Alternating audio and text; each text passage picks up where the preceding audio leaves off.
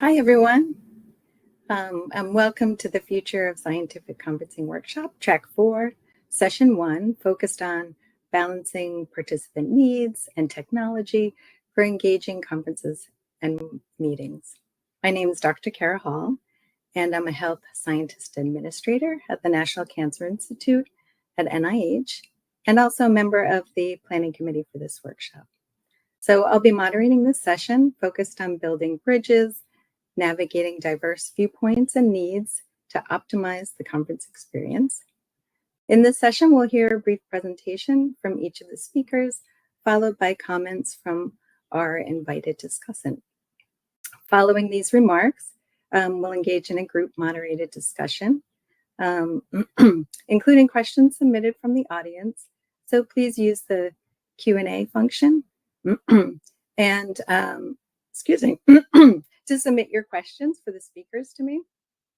And you can also use the chat function to have conversation and make observations and thoughts to the other audience members.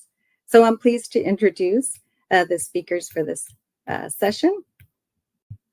The first speaker will be Jessica Pokorel, Manager of Research and Discovery at Ithaca, followed by Dr. Willem Stander, Associate Professor at HEC Liège in the Management School of the University of Liège.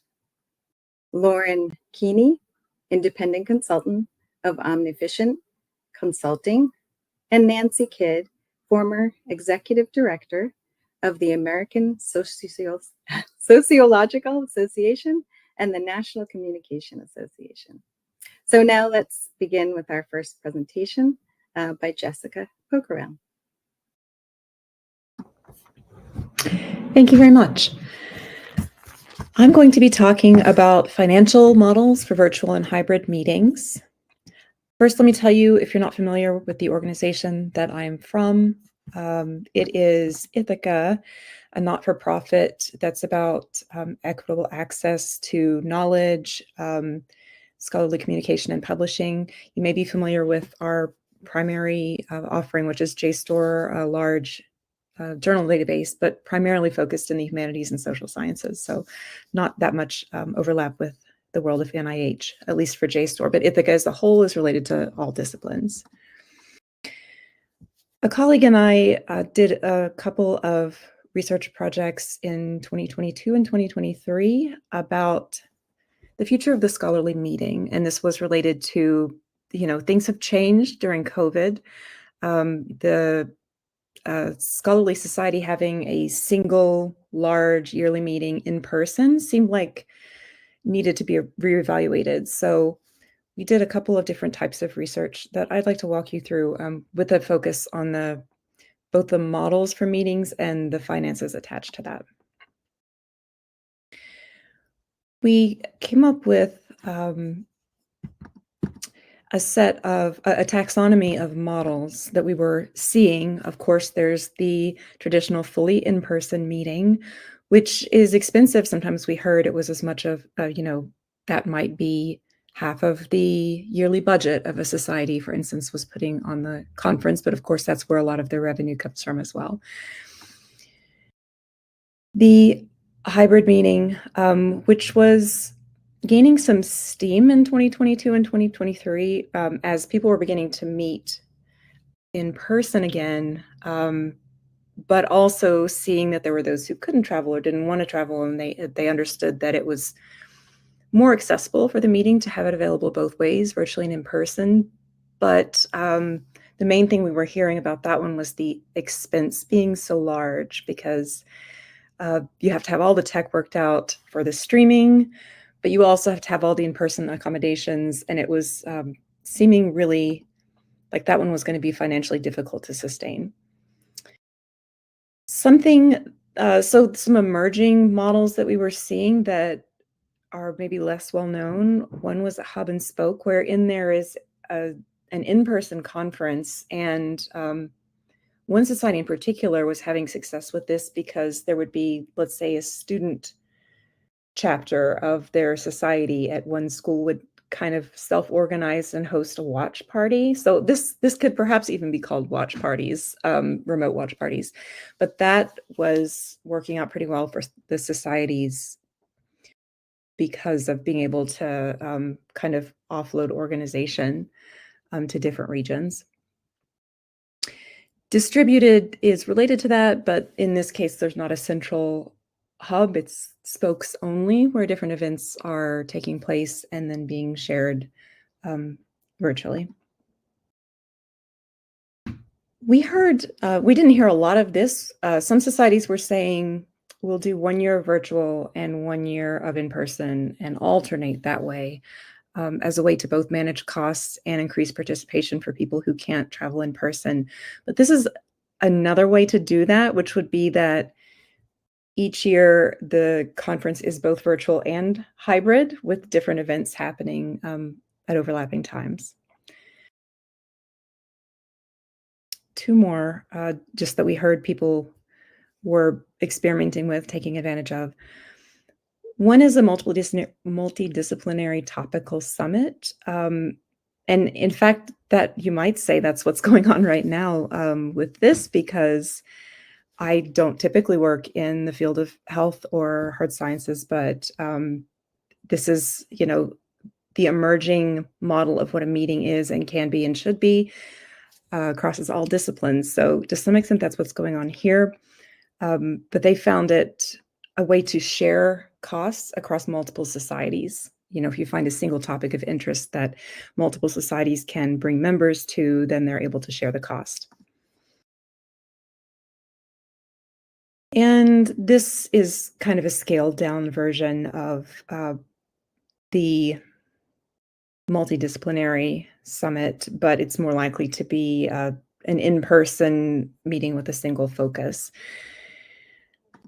Just some other notes about this. I have a quote here from an executive director of a society who is saying travel costs are out of control and unsustainable for members, particularly with the cost of conferences increasing, funding from schools being in jeopardy, staff having contingent appointments at the university and not getting travel paid. There were a lot of pieces coming together to make the traditional in-person conference just more difficult to pull off financially.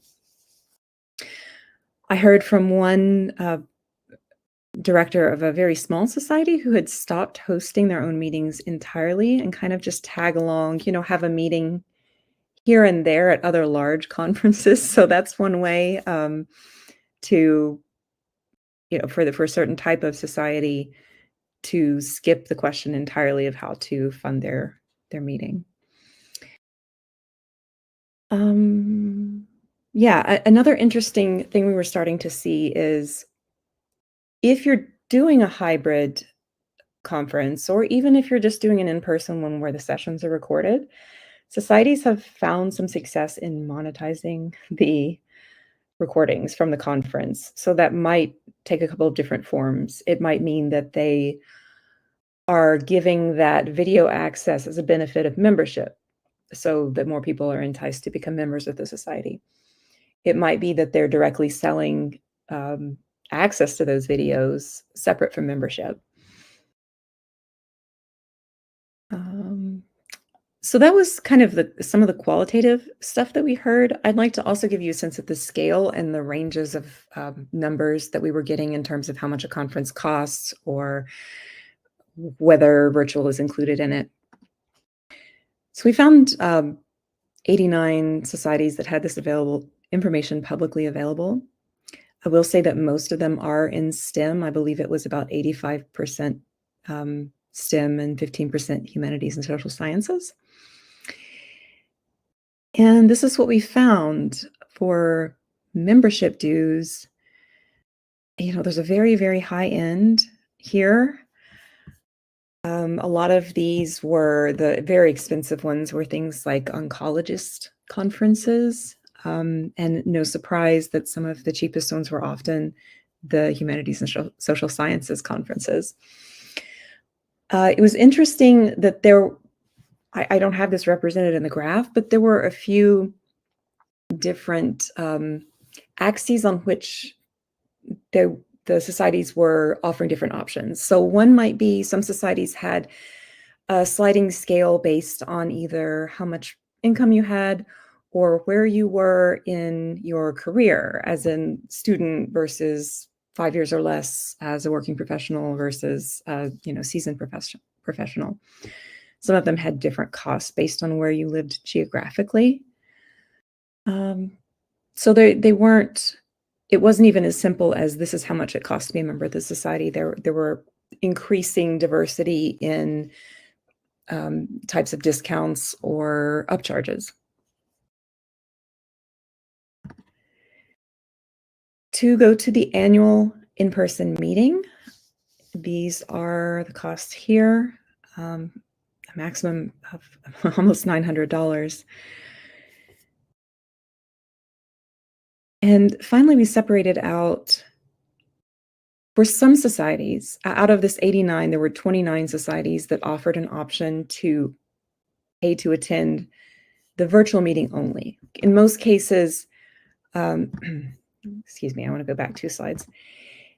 In most cases, this included the virtual conference as well, if there was one, or if it was a hybrid conference, this included both. But there were a few instances where they had a virtual only meeting and this was the fee. And as you can see, these are considerably less expensive. It has been the case across the board that attending a virtual conference comes out to be less than an in-person conference.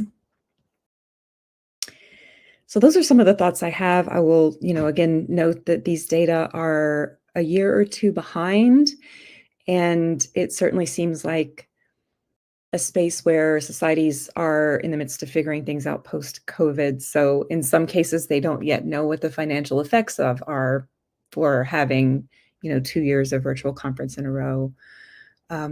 So it's going to be interesting to keep an eye on the space. And I will pass it to the next presenter. Thank you.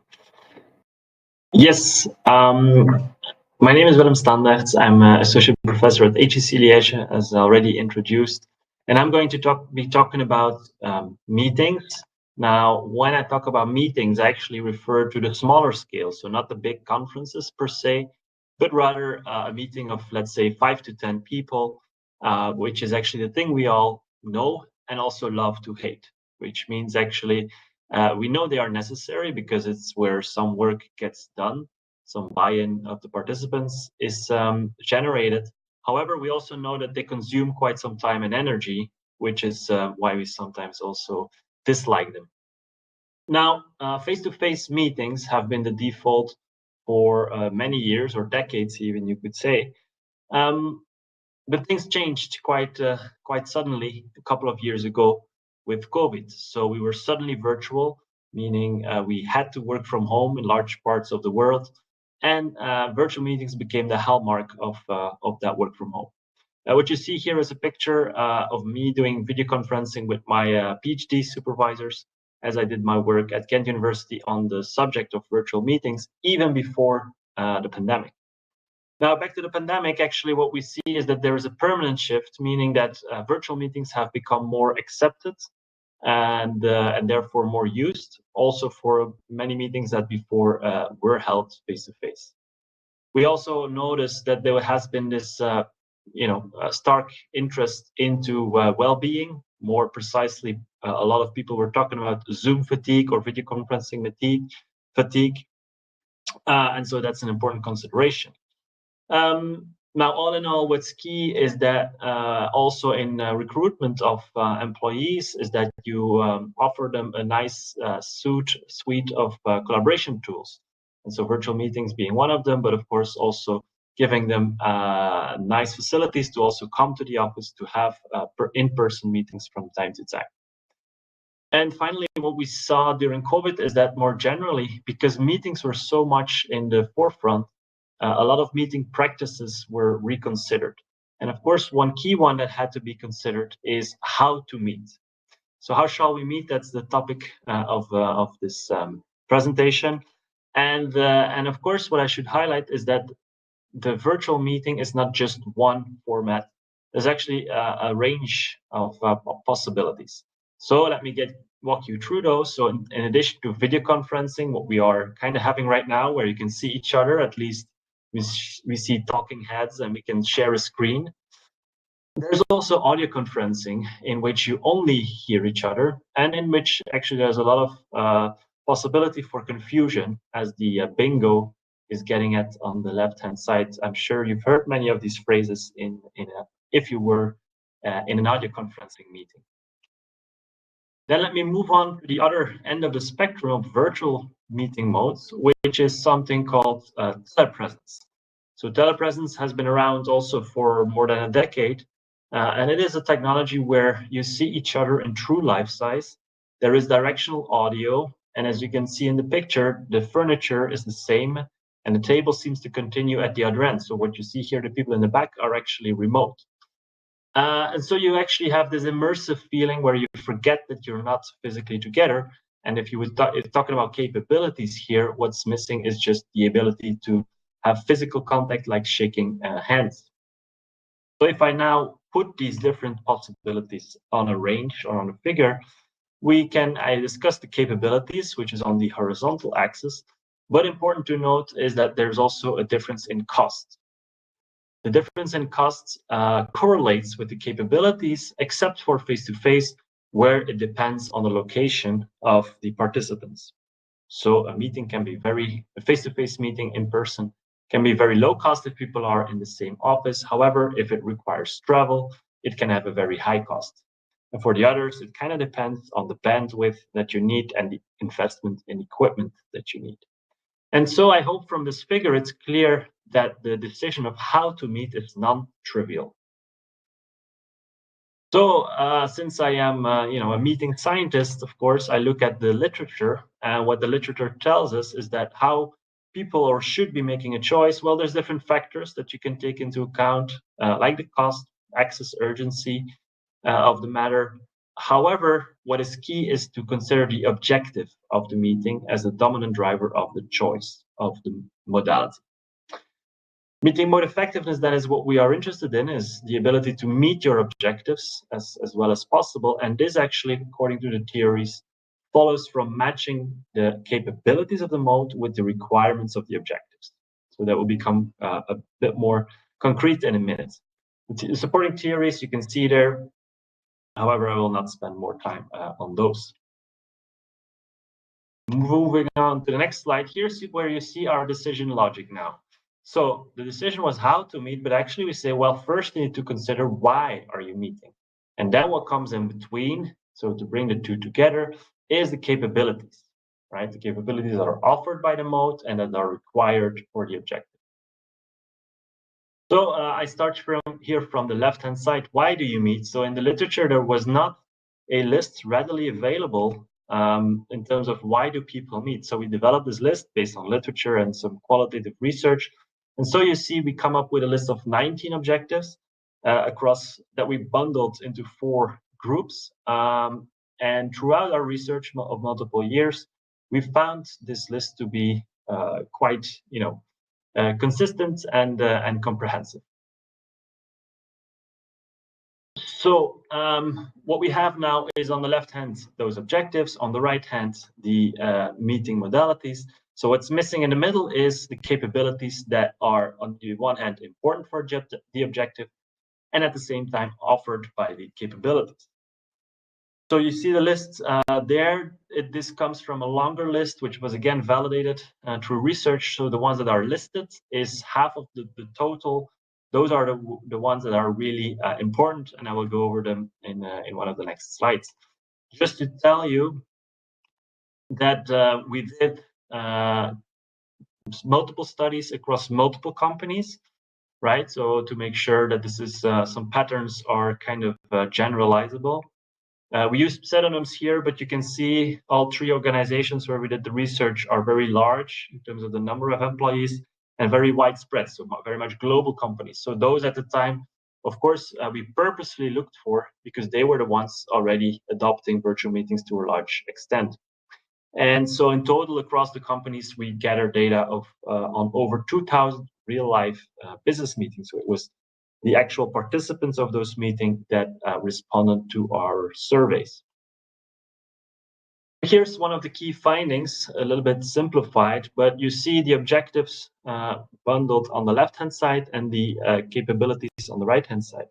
So what this graph or figure tells us is that for the first set of objectives about exchanging information, you only need 2 capabilities.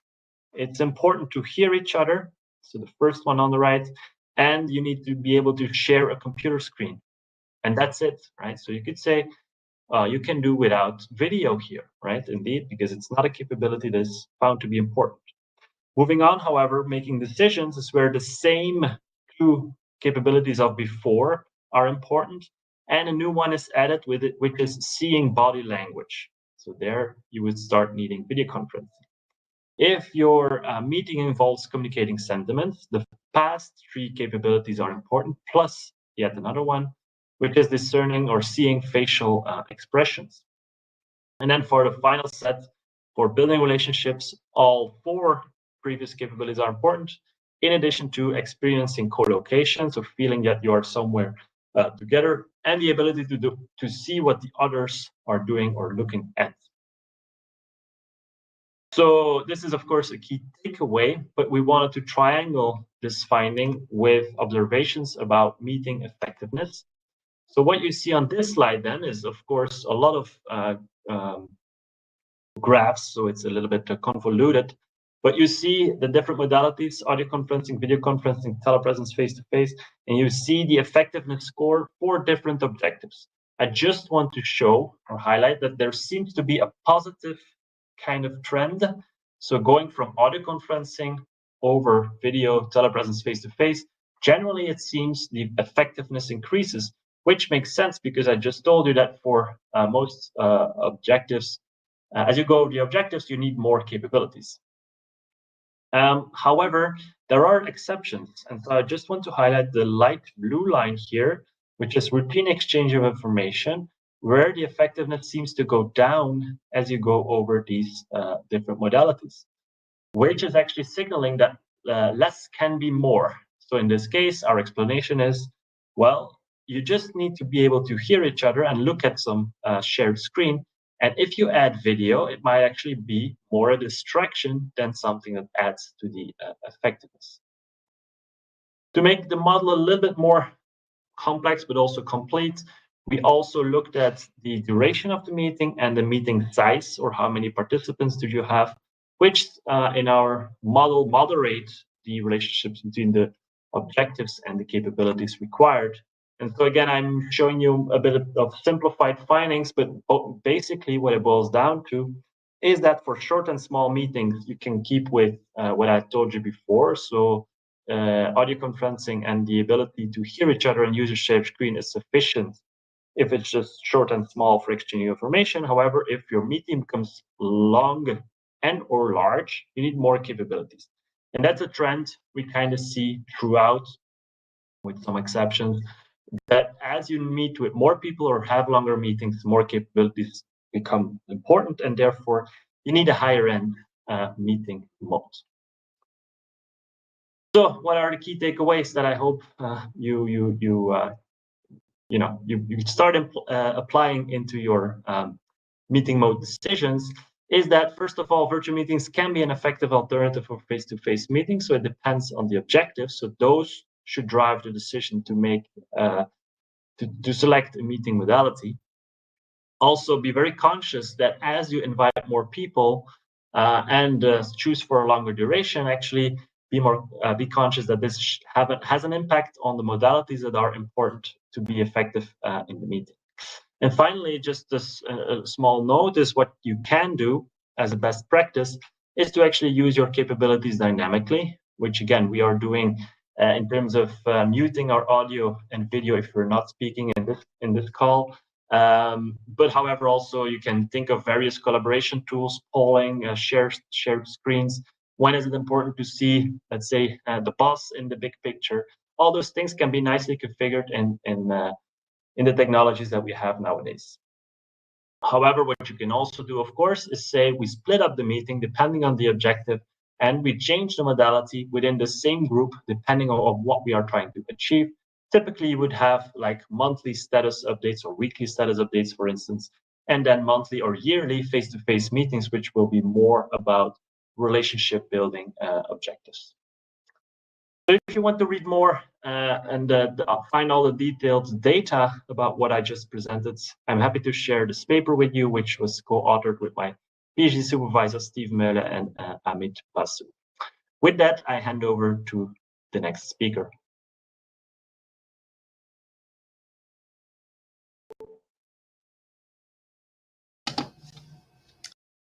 Okay, well, good day, everyone. I have to, okay. So I'm very, very pleased to be here, and the presentations that preceded mine, I have so many questions for my co-presenters, and I am just really engaged in the work that they're doing is wonderful, and hopefully you'll see the connections between that and mine. So my name is Lauren Keeney, and I am, I guess I should change to my actual slide presentation. And I am presenting on behalf of my team. We'll have a team slide soon. It is kind of a larger team, and we're not hierarchical in any way, so I'm not really the face of it. I just, oops, as someone said. Oh, okay, sorry, I got a little message. So yeah, I'm the person that was available today, but we are very much a dynamic group, a larger group that work in ecology and conservation. Our project is called EcoDive, and our acronym is, based on this, Evaluating Conferences for Diverse Engagement. You'll see this throughout the entire presentation, but when we talk about diversity, we took a slightly different track. We're talking about organizational diversity. And so in our field, many ecologists and scientists work in tribes, organizations, nonprofits, consulting agencies, government, and of course, academia. And so our emphasis on diversity looked at how our conference is serving scientists that work in these diverse types of organizations. So this presentation, I want to say this is the first time that I have presented on this project where we're presenting anything that looks like preliminary data. So hopefully you can understand that we're at the very beginning stages of this project. But it has three parts. I want to talk about our focus on the environmental sciences. I am an ecologist, and how this came from our cultural norms in some ways, and our history of the environmental sciences and what we call the social contract, in how profoundly that has shaped, for many scientists, our field. Now, of course, the pandemic went and changed a lot of the modalities of how we became collaborating and meeting. So I'll talk a little bit about that, of course, and then how that led to our EcoDive project to understand how does conferences in general, and then conference modality, facilitate or potentially limit organizational access, collaboration, and diversity and participation. So a little bit about the environmental sciences and what's called the social contract. There were many movements within our field, but basically one of the most profound was led, I think, by a scientist called, her name is Jane Luchenko. She's a brilliant scientist, the former head of NOAA. And climate change has had, I cannot overstate the profound impact that climate change has had on our field. We study organisms that are moving, things are changing within our lifetime, the impact. And I think that for many environmental scientists, that created an opening for Dr. Luchenko and others to call for stronger engagement of researchers with societal issues. Now, when she published this paper in 1998, there was a lot of pushback. Scientists said, my role is to do science, not to engage, with policy and advocacy and, to do all of these things. But, it's been a lot of time, and many in our field have taken this to heart. And the aspects of what that looks like is that we direct our efforts to pressing societal impact issues, engage deeply, authentically, and with those working outside of academia. And part of that is in order to communicate that research to the public to facilitate decision and policy making. And there has been a lot of progress in our field, but in 2020, Dr. Luchenko and a colleague wrote an update to this, and they said, yes, there has been movement, but they're still calling for, they said we still need a quantum leap in engagement. And they actually call out the culture of academia. This is a literal quote, to call out the culture of academia to engage more deeply and to serve society better. So this is a big movement within the environmental sciences. And so when we entered the pandemic and altered our modes of conferences and collaboration, now you've seen in many, Dr. Sarah Rappaport presented on the first day of the conference, and others have presented on, the pandemic altered our collaboration, and all of a sudden we saw increased global participation. We saw increased diversity of participants. We know all of these things, and they have been documented in hard numbers now. And of course, we saw dramatically increased sustainability of our conferences. This is so in our field, me and some colleagues, we engaged, put in some created some opinion articles, but overall, I think that the idea was that, for environmental and natural resource scientists, virtual conferences and hybrid conferences were a no-brainer. They checked off all of these boxes. Sorry, these are supposed to be check marks. They didn't quite translate. These are not supposed to be question marks. It's supposed to be a checkbox next to all of these things here. So check the boxes of sustainability. Our field is global, and we have an actual poor history of doing helicopter science and working in biodiverse places, often in the global south, and then exporting that knowledge to the wealthier countries. So this seemed like an opportunity to try and even that out. Checked off all of these things, and we thought, this is something that our field and our disciplines will embrace. And many people did, but we found that there was really also not a rush to necessarily embrace these new modalities. And while people acknowledged the changes, they also were really, really just wanted to meet in person again. And for us, again, as environmental scientists working in our field, I think that we expected a much stronger engagement and a much stronger discourse around than what we saw happening. So that led to us to submit a proposal to the National Science Foundation to say, this is an important issue for engagement and collaboration. And we focused on, again, organizational diversity. So this is our whole project team. It's quite large and diverse. And we have a PI team, but we also have a steering committee that participates heavily, which is made up of 4 professional societies. And then we have a project evaluator who works with our advisory board. But the basic thrust is that it's a combination. We have tried to bring together the expertise of ecology and conservation and environmental researchers working in different, nonprofits and government. And I'm an independent consultant and industry, and of course, academia. And then also the expertise of professional societies. So for example, many of the things that Jessica talked about, these constraints that professional societies have, we wanted to try and understand and integrate those into our work. So this is our project team, and we have a website where everybody's listed if you want more information about them. Our research questions are threefold. This is an evaluation grant. So when we pitched this, we said, this is a new landscape. We really don't understand exactly what is going on with all of these. There's a lot of moving parts. So we want to come in and just really understand and evaluate. So our first, these are supposed to be 1, 2, 3. They're 1, 1, 1, but it's supposed to be 1, 2, 3. So sorry about that. But basically, we want to analyze past data sets. Did virtual conferences facilitate access for more organizations? And then we wanted to understand what are the factors that play into that, is it access? Is it logistics? Is it funding? Is it the feeling of being welcome or belonging? And then the third one is to think future looking and say, well, how do we design future conferences that serve these diverse organizations and also early career, maybe not early career, but researchers across career stage. And our 3 research questions have 3 tasks, which is the first one, we're analyzing past conference attendance data. This is in process. We have, data over about 7-year period from, multiple professional societies. It's messy data. It's not perfect data, but we do have that to work with. And then our task 2, we're in the process of working up a survey where we want to survey both people in our field that attend conferences regularly, but also do not attend conferences regularly. So we're trying to understand that full landscape. And then thirdly, we have focus groups. That'll be next year, where we start to ask the question of how do we, what would we design for the future that might promote that access. So I have a few small results that we're starting to look at and starting to contemplate. And then also I want to talk about our survey as well. So this is the data from one of our professional societies, which is the Ecological Society of America. And in it, we have assessed the organizational makeup of conference attendees over a 7-year period. And you can see here, we have on the x-axis, we have time, and then the count of participants.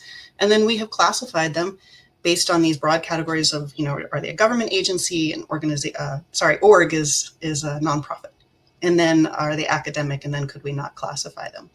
And then we're going to be looking at more ways to classify them in more granular ways by we can actually look at the type of academic institution, the type of government agency. But for now, it's at this coarser level. So, there's a lot of edu.edu. It's mostly academic, and I think even more strongly than we expected. Even though we go to these conferences, we know what the makeup looks like, but I think we were surprised. And we saw a little shift during the pandemic. We see that maybe there was some opening, but we also saw greater participation overall. So we're trying to figure out how important that shift was. It wasn't as large as I think we were hoping or expecting. So that's one part of it, is that we're looking at conferences that seem to be very largely dominated by academic institutions. And then the next one was to assess, well, how many, at any given conference, how likely is that person to be a repeat? And this is over a 7-year period. So for the most part, people are one-time conference goers. And that gave us a really interesting and different picture of a conference. It's not a kind of community. Well, it does, at least this indicates that it's not necessarily a community. It's much more of an evolving community where people are dropping in and out, or maybe going once and seeing if it's for them. So this has given us some new information to contemplate. And we're continuing this process of analyzing these data in this way. And then the next part of our task 2, is to survey conference attendees and non-attendees. And for that, the way that we're doing that is we're doing systematic data mining in a random sample of states to identify professionals across organizational types. So, in academic institutions, but also in government, nonprofits, consultant, and tribal organizations. We've completed that, for 12 of our states, and we're working toward 25. And we have identified thousands of environmental scientists, this is pretty eye-opening. We have people working in academic communities are not the minority, but they are certainly not, they are one of many organization types that are represented. And so, it's not, you don't have to do fancy statistics to say, wow, well, the figure on the left-hand side really does not look like the figure on the right-hand side. And I personally, I'm an independent consultant. I come from a background of academia, but the most of the people that I work with are nonprofits, tribes, government scientists. And so this graph on the right does not surprise me. The graph on the left surprised me a little bit. I thought that it was a more proportionate, but we'll keep working on these analysis. But the take home is kind of that we have some groups that may be disproportionately represented, and then we have some groups which really are basically unrepresented when we go to a conference.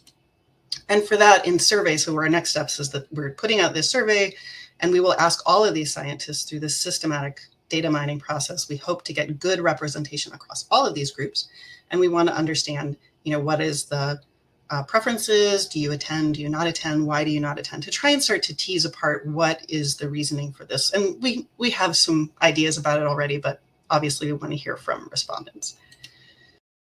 So hopefully I'm not going to, I think this is my last slide. Yes, this is my last slide. So, well, I have one more.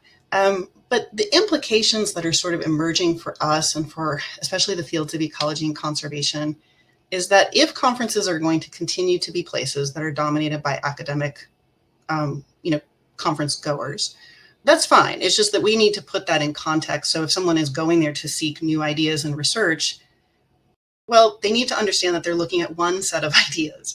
If they're going there to find collaborators, they need to understand that they're going there and going to encounter one type of collaborator for the most part.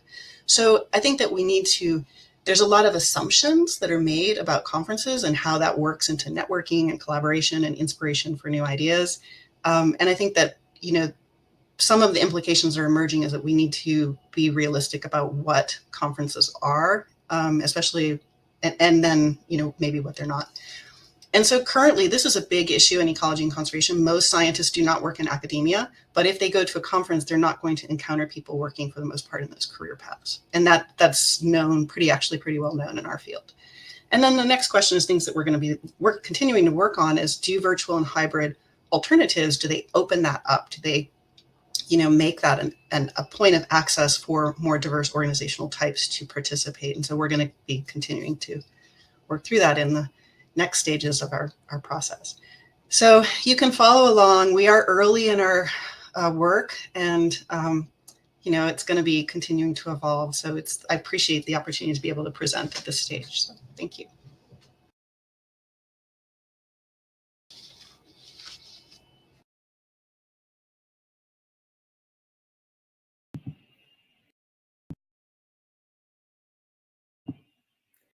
Hi, now we're going to have a chance to hear from Dr. Nancy Kidd, and her comments and reactions. So thank you. Hello, everyone. I'm Nancy Kidd. Thanks very much to my colleagues for very interesting and thought-provoking presentations. In this session, we're talking about how to navigate diverse viewpoints and needs to optimize the conference experience. And what I'm hearing is that there's really not a single answer to that question. Willem points to the need to evaluate what you're trying to accomplish and then determine modality accordingly.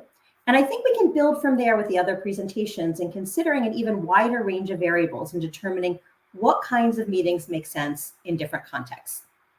Jessica brings cost into the model, for example, and Lauren brings environmental considerations. And Lauren raised an interesting question near the end of her presentation when she was saying, maybe it's okay if the conference doesn't serve everybody. And that's a question we should think about. But if we do want to meet the needs and perspectives of all, or at least the vast majority of constituents, and again, Lauren mentioned, maybe going into different areas or types of conferencing might do that, then we need to think about providing a range of options. So maybe we have to think about developing a package of possibilities that hopefully will resonate with multiple constituencies, but from which all constituents can find at least some satisfaction. To do this, as our panelists made clear, we have to identify the primary variables that affect what kind of conferencing works for different people. So there are preferences, of course. Some people just like to be with other people in person. Others prefer to avoid social interaction, just get to the scientific material in a virtual setting. There are resource constraints, especially at a time when employers are cutting back on conference funding. And there are other kinds of constraints like health or disability and family responsibilities. And certainly environmental considerations factor in, with some people weighing them more heavily than others. You can all easily come up with a list of variables. And as we weigh attendee preferences and needs, we can't forget that not all options are viable from an organizational perspective. So as Jessica said, for example, true hybrid models are prohibitively expensive for most organizations. So once we make a full list of variables to map onto different meeting approaches, we see that this is actually a pretty complex calculation. So I'd like to share with you just very briefly what the American Sociological Association did in this regard as an illustrative example. I worked on this as the executive director at the time with a wonderful group of members and staff who served on what we called the Annual Meeting Redesign Committee. This group was charged with reimagining our annual conference with respect to both meeting delivery and distribution of time and space. And I see both of these components as interrelated and crucial to these discussions, adding yet another layer of complexity. So the committee collected a lot of original data. We did a member survey. As Lauren was talking about, we looked at people who attended meetings, people who didn't attend meetings. We did a carbon analysis. We used some existing data for analysis. It was a pretty large research project. The association's board approved all of the committee's recommendations, and I'm going to mention here just a couple. Turning first to distribution of time and space, we learned from the member survey that research-oriented sessions are of paramount importance to conference goers, irrespective of modality. So several of our recommendations were about focusing the larger annual conference primarily on intellectual content and moving other activities that had typically been part of the conference out to smaller, more specialized virtual sessions that were held throughout the year. This included things like mentoring, mentoring activities, governance meetings, and it had the benefit of making the association more valuable throughout the year, and also allowed people to participate in some of these activities, even if they couldn't make it to the conference. So you no longer had to be able to go to the conference to be a leader, to be on a governance committee or something like that. When it came to meeting delivery, we made a number of decisions related to expanding access to in-person meetings as much as possible, including live streaming and recording, and offering remote access for people with disabilities or medical conditions for which a medical professional would advise against in-person attendance. And the rest had to do with modalities and locations. We decided to start offering a virtual meeting every 3 years to increase accessibility, reduce cost, and reduce the carbon impact. We knew from our survey that cost is by far the largest barrier to in-person meeting attendance, and going virtual is the only way to meaningfully mitigate that cost. We also knew that we could decrease our carbon impact by 1/3, even if we didn't do anything else to address environmental considerations. But we did take one more step. We did an analysis that most organizations could do of the carbon impact of our meeting. And we learned that the estimated carbon footprint of an ASA meeting in Los Angeles is about double that of meetings in Chicago or New York, given where our attendees live. And so we altered our standard regional rotation to align with that information. And finally, we also committed to testing a virtual mini conference to precede in-person annual meetings. So I share all of this just to begin to flesh out, in addition to some of the ideas that were presented earlier in the panel, what this sort of multi-pronged strategy might look like. So some virtual conferences, some in-person conferences, some smaller virtual activities with specific purpose, some recorded events, some distributed conferences, and so on. The presentations from my colleagues today serve to highlight just how important it is for us to be thoughtful about what we're trying to accomplish. As Willem says, what's the objective of the meeting? To be thoughtful about who we're serving and what the options for service might be, and then to take that information and map out options that best serve the most people, all in the interest of navigating diverse viewpoints and needs to optimize the conference experience. So thank you again to my colleagues, and I will turn it back over to our moderator.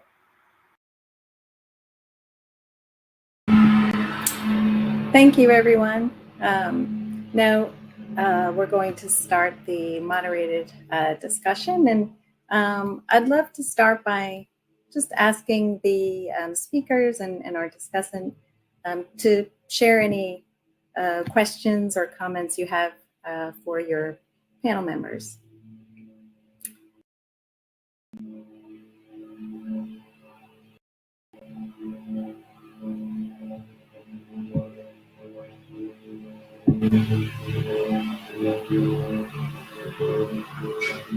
Yeah, I just briefly like to bring up that, I didn't mention the ecological concerns with in-person conferences, and it was kind of delightful to hear, Lauren, that of course that's front and center.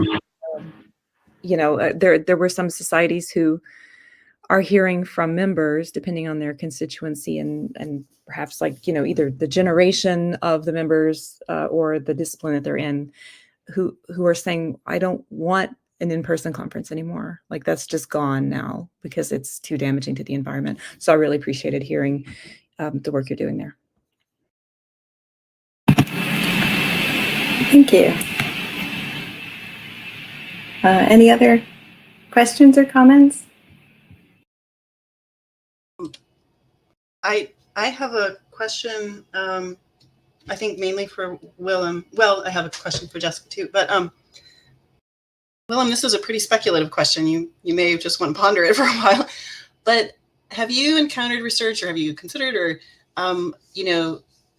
do virtual meeting formats and modalities, do they offer new avenues for interaction that have been under or unexplored? That's a very good question, and well, there is research about beyond being there, right? So when could virtual actually beat what is oftentimes considered gold standard of in-person meetings? And there certainly is, and I think in that question, it's very useful to think of maybe especially minority groups. who might not able again to attend otherwise, but also in the interaction may feel inhibited. I'm not sure, but I'm a non-native English speaker, and so for me to speak up in an in-person meeting might actually be more difficult than to speak up in an online meeting, because I can be a bit more prepared. Maybe I quickly search a word just to make sure, and then I can take the floor, or I can also speak up using a button or the raise hand issue, which is maybe a little bit less obtrusive than intervening in someone's discussion. So it's also because I think meeting practices are a bit different in virtual, where we wait for each other to stop talking before you don't as easily interrupt as you do typically in a face-to-face meeting. And so again, I think the opportunity here is to really think of people that, inclusive, making meetings more inclusive in that sense. But it's kind of ongoing work, which I'm happy to share in another meeting, in another of these conferences, perhaps. Thank you. Anyone else? I had this question about, I think for Lauren, about the one-time participant. I'm not sure if I missed it, but could this be about PhD students then, or was it not per se for academia? So we're still digging into that, and it is surprising and it's not surprising. I think about my own conference going attendance, and I think that there is a lot of people go maybe one time as a student, and then they might not go again. They go or they go often. There's a lot of things that can drive that pattern.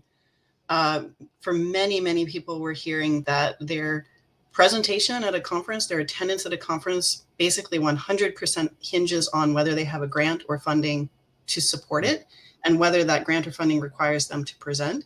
The tie between those two factors seems to be very strong. And so and I think about my own history, and that's true. If I was working on a project and it required me to go to a conference, I went, and otherwise I didn't go. There's also, I think, a lot of where people might attend once, see if it's the society for them, and then they may or may not come back. So that revolving door maybe it's certainly plausible, but I think it just gave us, and we're continuing to evaluate that, but it's one of those results where you're like, oh, maybe conferences aren't what I thought they were. And I think in general, the more that we dig into this, and Jessica, I have a question for you that is about that. We find that there are just a lot of assumptions. Like, there seems to be so little quantitative research in what conferences are for, the role that they play in advancing careers, the benefits that they provide. There just seem to be a lot of assumptions about what they are and aren't. And then when you start to sort of dig in a little bit, you find that, what Nancy said, it's all about cost.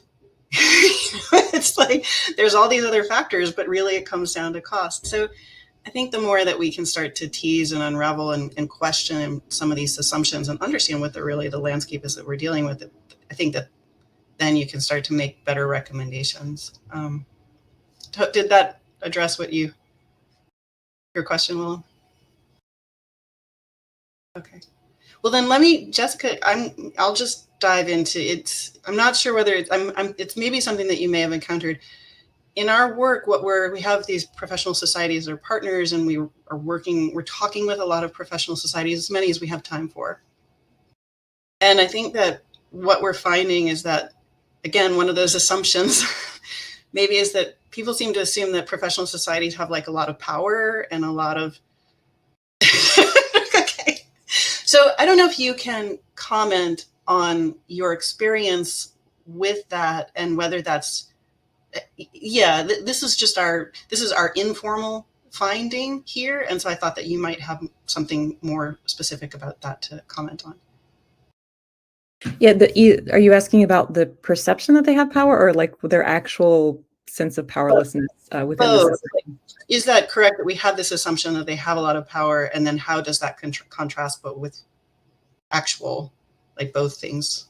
Since I primarily spoke to society staff members, I was only hearing it from the other side. And we had a cohort of 17 societies that we worked with over the course of a year, a series of workshops, and actually Nancy was one of the participants in that. We just heard them feeling that like they were being pulled apart from all sides in terms of younger scholars don't see our benefit, and they're concerned about the environment, and they're taking, maybe they're sandwich generation, or they're not tenure track and aren't going to get funding from the school. So they were feeling that crunch.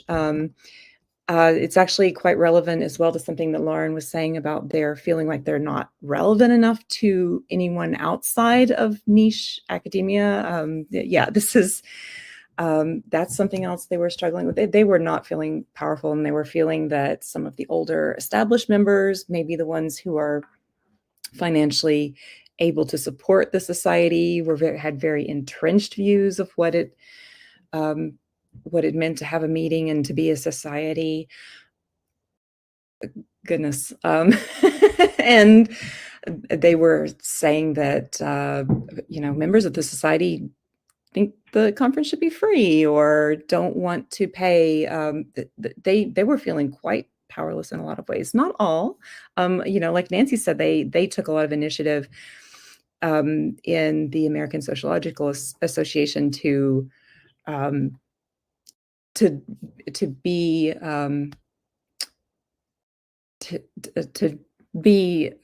forward thinking about that and put together a committee to try to reconsider things before the situation got dire. But from the society's perspective, I was hearing lots of like confusion and uncertainty, and being kind of at the whims of members. Yeah, and if I may jump in, I think I might rephrase the question a little bit. So not so much. I think there are a lot of ways in which members think societies are more powerful than they are. I'm not sure if the meetings if the meeting was the main place. What I think, building on what Jessica was just saying, is that members just generally, and this makes a lot of sense, don't know what's behind the curtain with the meetings, right? So there's all sorts of work that goes into planning a conference, right? There's a ton of money that goes into planning a conference. And, members will come with ideas that, if you don't know about all that stuff, really sound great. I mean, they're thoughtful, creative ideas. But when you dig into how you actually would implement them, they might be really not at all feasible, right?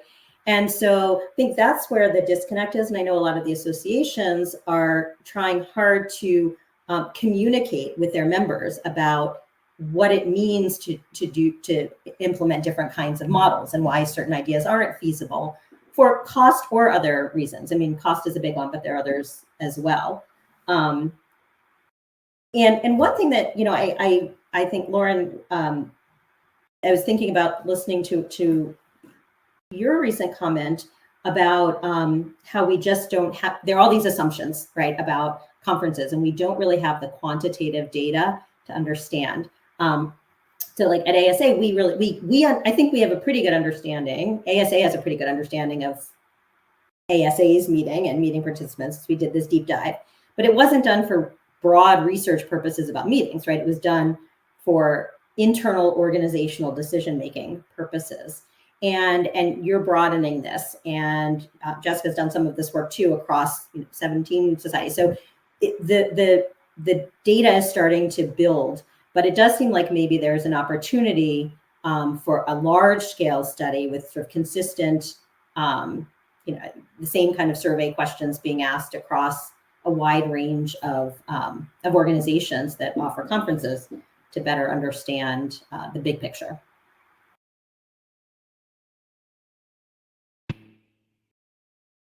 Great, thank you. This has been a great discussion. Now I have a couple questions from the audience that I'll introduce now. So our first one is, the audience member asks, what do you suggest we can do to manage generational unwillingness? So we talked about how younger generations are leaning towards the virtual option, but this person is wanting to have you all reflect on generational unwillingness. And she goes on to say, this is a common problem across institutions, where those in leadership positions, might tend to want to stay with a certain paradigm, which could, hamper the ability for, us to adapt to stakeholder needs. Any thoughts on that?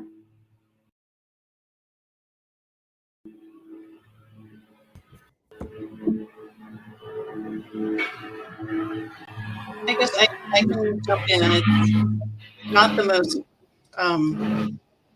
there's a lot of feedback in someone's, is okay. Yeah.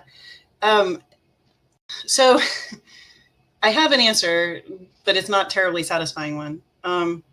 So we have professional society partners as part of our project, and the feedback that we got from them was that, we have to do this, we have to do the research, and we have to bring quantifiable data to these arguments. And even though some of our ideas, and especially around generations, like generational shift or, changes, might be easy to, sorry, this is a hard topic.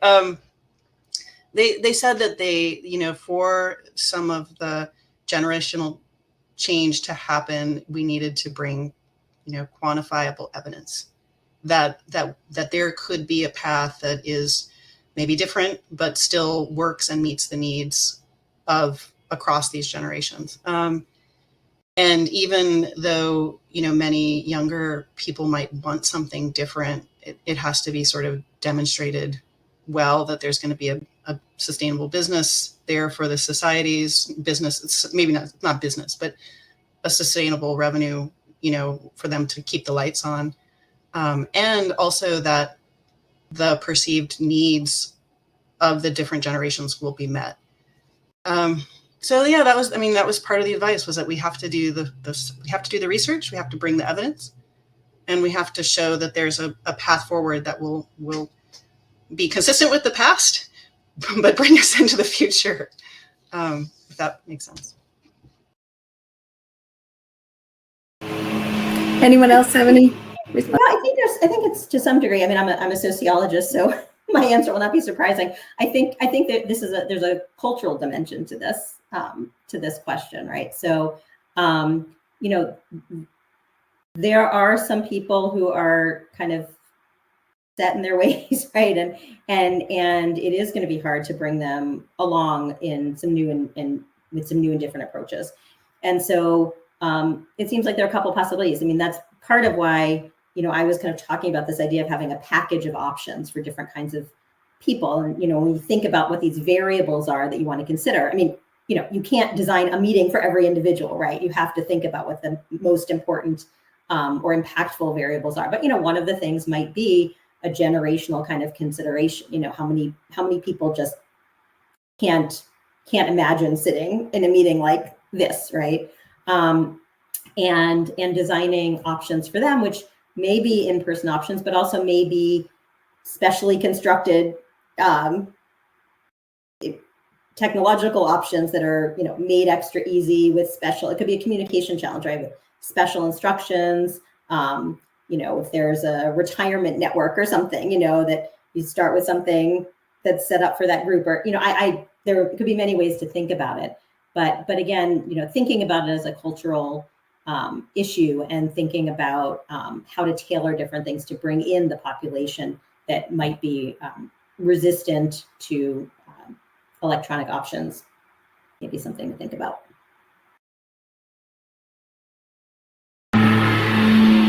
Sort of a cheeky response to that, if you're hearing the society saying we need quantitative evidence that this will be financially sustainable to change to some of the models that the younger members prefer, like I would say, if there aren't more younger members, then you won't need to worry about financial sustainability. So there's that angle as well. Thank you. I have another question. This one is for Lauren, and others are welcome to chime in as well. Did the size of the conference affect whether the conference goers came back for a second time?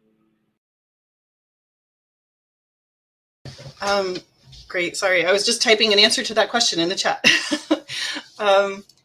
So we did intentionally choose 4 societies that differed in size.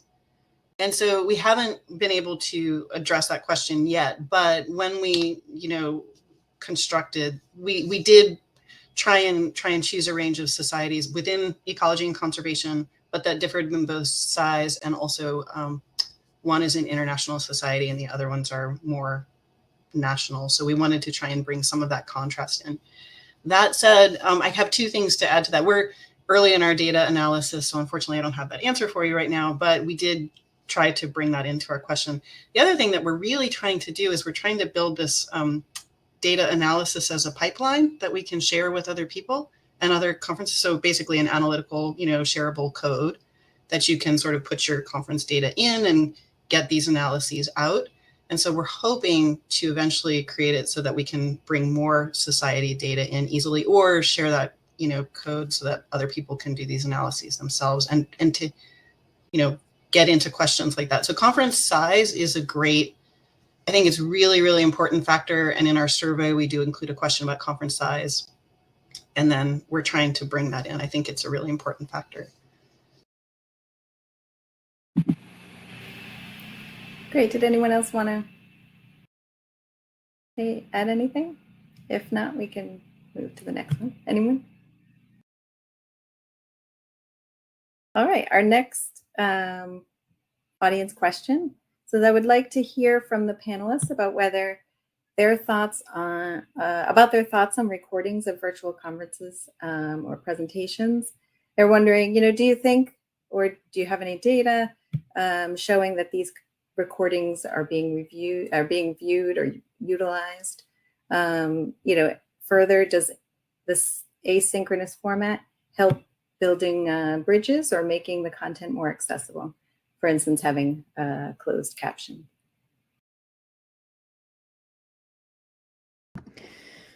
We came up with a prototype that we tested, an idea of, this is related but slightly separate. It was kind of virtual paper presentations, like lightning talks, a platform for that. So we were hearing, again, trying to think of the younger scholars and ways to engage them in the societies. We were hearing, that's first of all a kind of a low-key way to get into presenting, perhaps less intimidating, perhaps less, of a large project is required to present about. And it was interesting how mixed responses to that were. I mean, of course, there are disciplines that don't really rely on papers. There were others who didn't want their work to be publicly viewable like that, either because I don't know, they didn't want to get taken out of context, or they were presenting something that was near completion but not published yet. So I was surprised how vehemently opposed some people were to having their recordings shared out. And of course, there were others who thought that was just lovely and I'm going to reach more people and it's accessible anytime, anywhere. So there was a mixed response.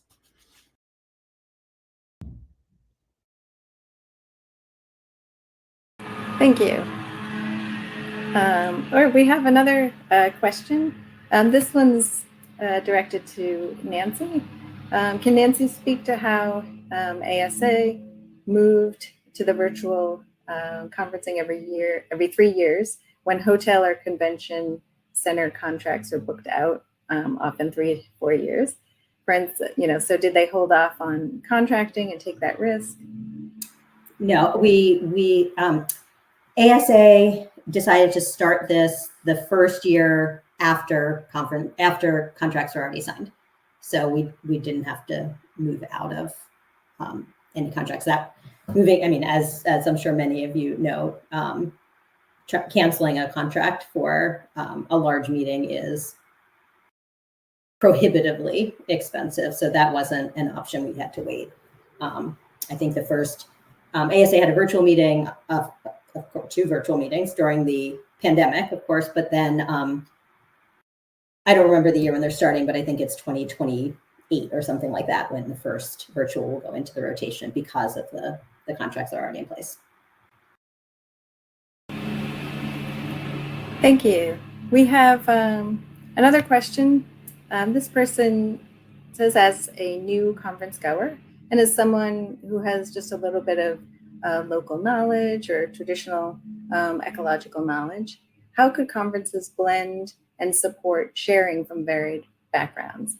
For instance, much like different societies. So thinking specifically about things like languages, scientific languages, English, non-English.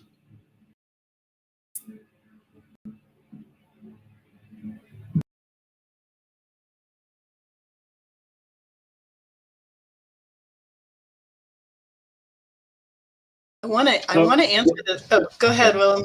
No, you, No, I was please. going to go back to my Wait. earlier comment where I feel that I think there's opportunities to make kind of all types of events multimodal, to have multimodalities. So again, it would allow, like we have a bit now, people to talk or people to write.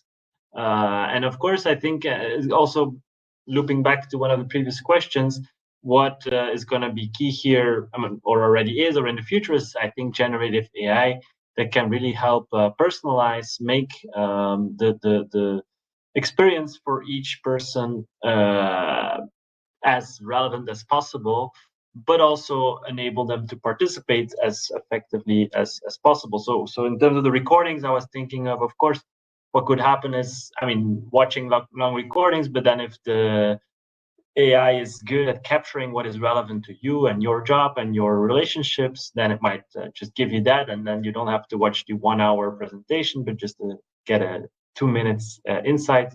And similarly, I think in terms of active participation, this technological developments can play a big role.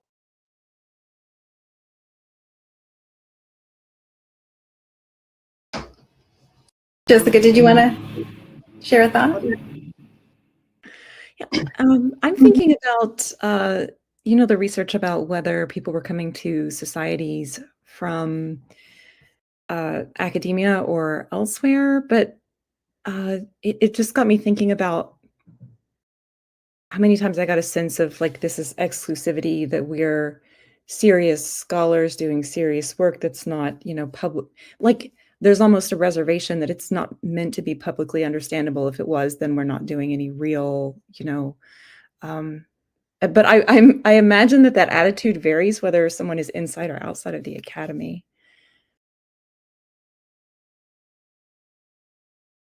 Yeah, that's a great point. And I think, and where my answer to this question, which is a wonderful question and just really gets at the heart of so many things. So I was also, in this work where we're exploring organizations, like, do you work in a nonprofit? Do you work in a government? Do you, a tribal organization? Like, I think what we're interested in is we think that there are sort of cultural differences between some of these professional networks where conferences just aren't relevant, and we've heard some of that feedback where it's like, yeah, I could go, my nonprofit could send me, but it's just not relevant to my work. And I don't necessarily feel comfortable or valued or, all of those things. So there's all these sort of interplays between, is it relevant to my work? Does it advance my work? And do I feel comfortable there? And there's a lot of, there's a huge amount that we don't even understand about how that is. So to think, but then in my own thinking is that I'm really excited about the opportunity. I think that the pandemic,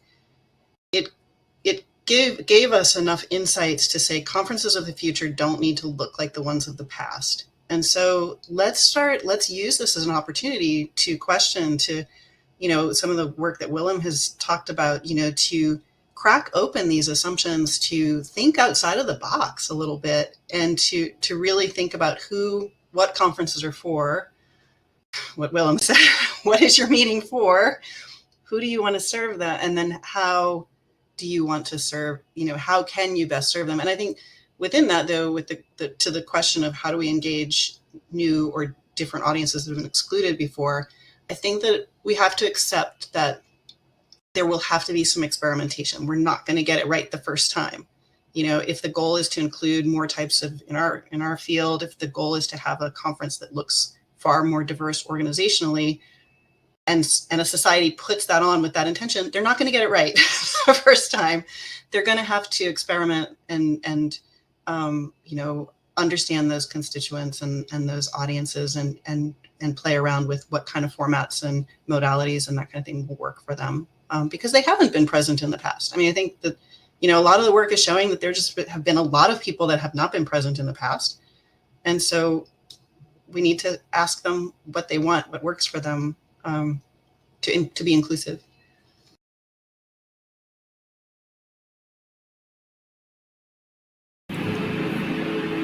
Great, thank you. So we have a question directed to Willem. If there are multiple objectives of a conference, or meeting that for instance has conflicting modes that you might suggest, how do you proceed? For example, if networking is important and it would be best accomplished in person, but also getting a specific task done that would be best accomplished virtually, how do we proceed? Yeah, thanks. That's actually I think a very good question. And again, my research largely is based on the small types of meetings. I think I might have covered already part of so I'll get back to what I think tried to explain before, but I did miss a crucial point, which is that if you would say, indeed, here's my objectives, what you should be doing is looking for the most demanding objective and meet it with the capabilities and then also modality of that most demanding objective. So very concretely, if it's routine exchange of information and relationship building, you should go for the high end, or so face-to-face meetings, with the potential that you do have a little bit of a negative in terms of the effectiveness for the one objectives. But usually, as I showed on one slide, there's this positive kind of correlation. So the other alternatives that I tried to explain were to use your modality, your capabilities dynamically, or to split up the meeting and have different meetings. So these are kind of three ways, I think, in which you can handle the situation where you have multiple objectives and trying to meet those as effectively as possible. Great. We have a couple questions around sort of financial issues, and so I'll kind of try to wrap a few together. So, one question is around, there's been, I think, varying discussions over the course of this workshop around, whether doing virtual or hybrid is cost prohibitive versus, someone suggesting they used a free conference software to provide, the platform for the virtual conference, and just thinking about these different cost benefit ratios. So, for instance, or income streams. So, for instance, we saw that in many cases we're seeing lower registration costs for virtual conferences. Yet, we're also seeing that the reach is oftentimes greater. So we get more participation, and so just wondering if you have different, any numbers regarding, how that might balance out. And, I think this relates also to the question, relating to concerns from, society leadership regarding, the financial models for the different formats. Right. So I think there's a huge distinction to draw between the cost of a virtual meeting and the cost of a hybrid meeting, because virtual is not expensive. You can do that with Zoom or something, it can be practically free. Hybrid, on the other hand, becomes so expensive because you still have the hotel costs. And I was surprised to hear how large of a percentage of the budget, I don't have the number in front of me, sometimes even like the internet access at the hotel, the conference was. Yeah, I see Nancy's nodding.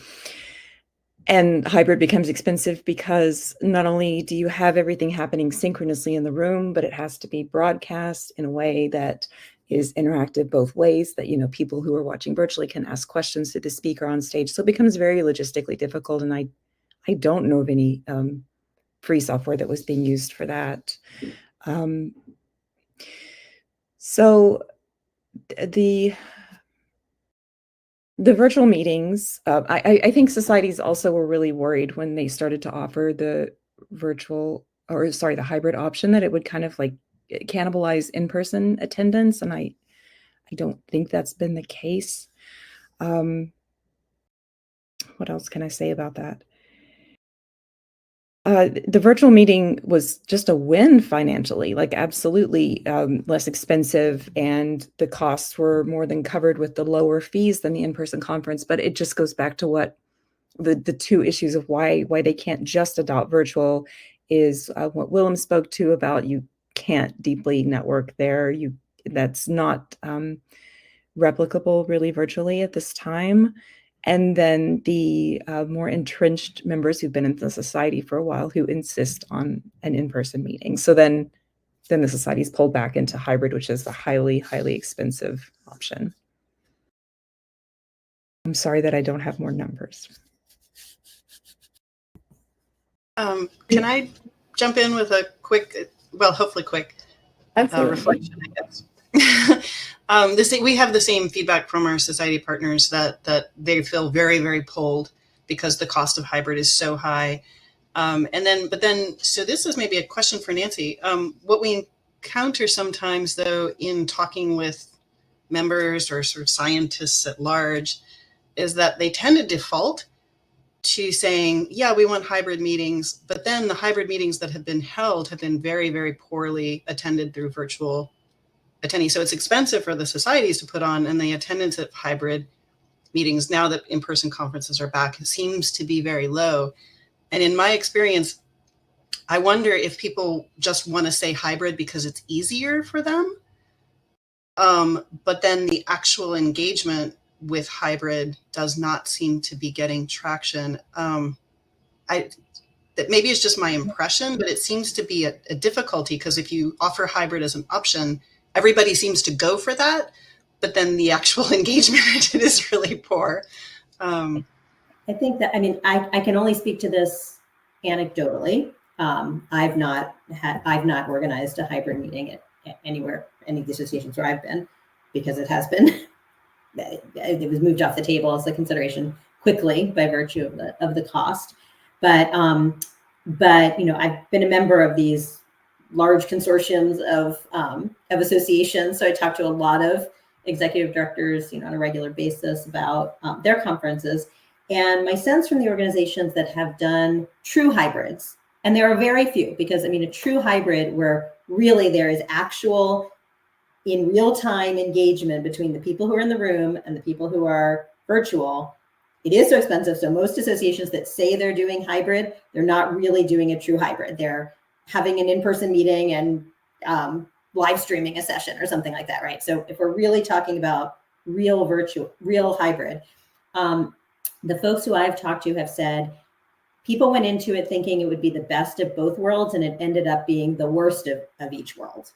You know, people spent money to come to the conference because they wanted to participate in person, and sat in a room by themselves, talking to themselves when they did a presentation, because the people for the session were virtual. You know, there were a whole bunch of things like that where everybody sort of felt like nobody got a great experience. Again, it's just anecdotal, but I did hear that from, you know, several associations that did experiment with this. That's helpful. That's kind of clarifying, because it does seem like it was that kind of rosy, it's the best of both, is not seeming to match up with the experiences so far in practical, like in being able to practically carry it off. Thank you. Yeah, and it seems like you know, there's going to be a learning curve with these, right? The development of the technology and understanding how to do that. And I think we see that even with you know, the virtual offerings, you know, a more, you know, sort of strictly webinar style versus some of the things that we're trying to do. And even, with this platform, we, had some, of our, had some challenges and so forth. And, I think related to that, I'm wondering what, if there's any indication that the costs that are being charged for virtual or hybrid options are sort of reflective of the type of offering they're providing. So, for instance, if it's, if they're making the effort to do a sort of full level of engagement with networking or small groups or live posters and that sort of thing, is that cost different than, if they're providing, a live stream option or post-conference recordings, such.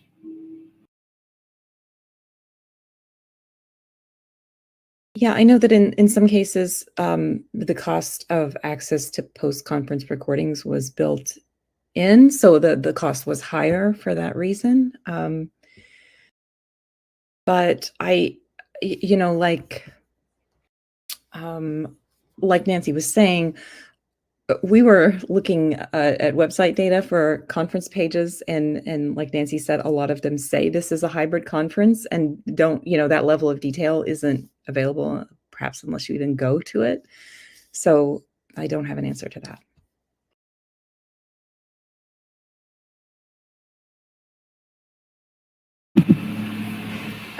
Well, we're just about reaching our time. I just wanted to give one more opportunity if anyone has any thing that it's been on their mind that they would like to share before we close out. Anyone like to take up that option?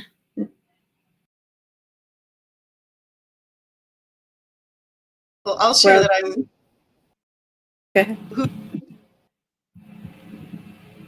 Who's going? Go ahead. Okay, Go ahead. mine's quick.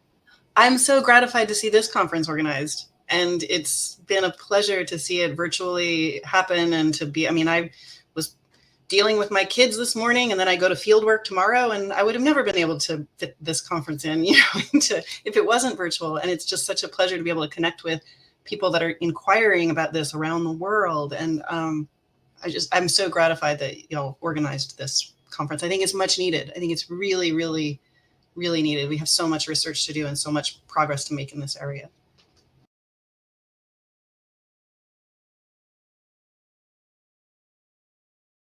Great. Well, thanks to all of you, the speakers for excellent presentations and our, fabulous remarks from our discussant. And I want to thank everyone in the audience for their questions. And so this concludes our panel session on building bridges, navigating diverse viewpoints and needs to optimize the conference experience. The next set of concurrent sessions will begin at 3 p.m. Eastern Time.